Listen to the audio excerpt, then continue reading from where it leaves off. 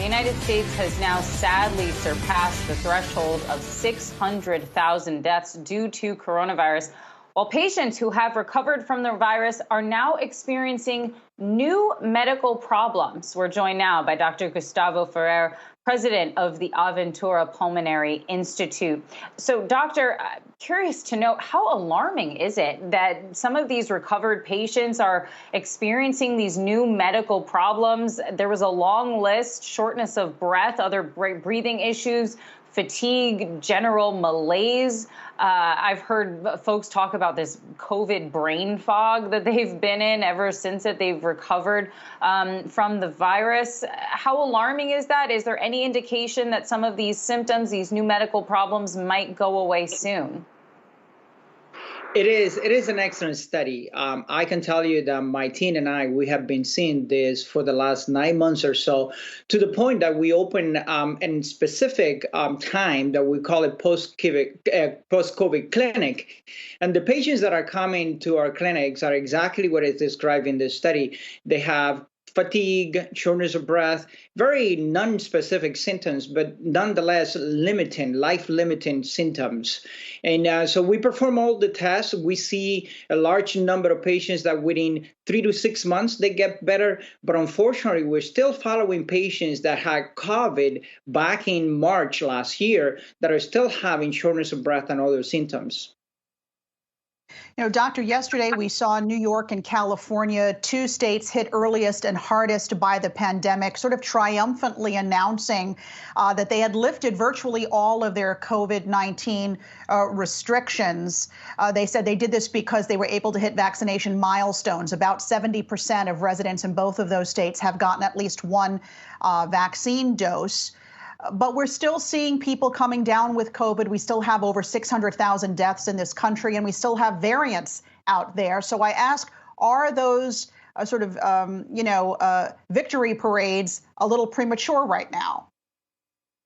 I believe so. If we looked into the entire map of COVID-19, all this, it's looking better for America, but it's far from over in other parts of the world. Not far from here, we have Dominican Republic with an outbreak of COVID going into the third week.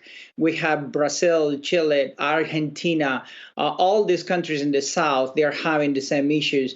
And we see this in influenza. When we see a tough season toward the southern hemisphere, we're expecting that may happen here in the fall and the winter. So now we have the research of the Delta variant of the virus that is taking prevalence in Europe. We see England actually delaying reopening for about a week and observing the data carefully. In other parts of the world, they are planning. India is projecting that may have another wave by the fall. So we all need to work and put our parts into this. I think early victory could be a problem and could be a mistake.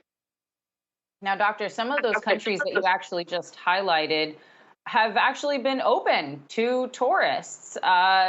Curious to know if there's some concern right now, especially as we see some of those TSA numbers really spiking, 2 million passengers being screened. Europe is reopening its borders to vaccinated tourists. If there is a concern that there could be some kind of wave or outbreak from all of this travel here in the United States, or is it the case that if you are vaccinated, you shouldn't be worried or concerned to travel to another country and to perhaps bring back a variant or a strain and spread it to your loved ones and family members that are not yet vaccinated? That's an excellent question. I would say three things. Number one, the vaccines are intended to lower the severity of the illness, and data does shows that decreases the transmission of the most common variants that we have circulating out there. But it needs to be seen what's going to happen with this new variant. Early data shows that it can help, and it may help.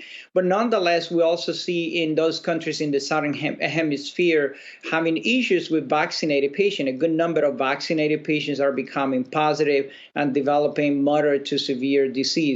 So I think there's no question that we need to reopen our economies and keep moving, but that has to be done in stepwise, and we have to be careful and wise to follow all the rules that took us to this point that we are now reaching today.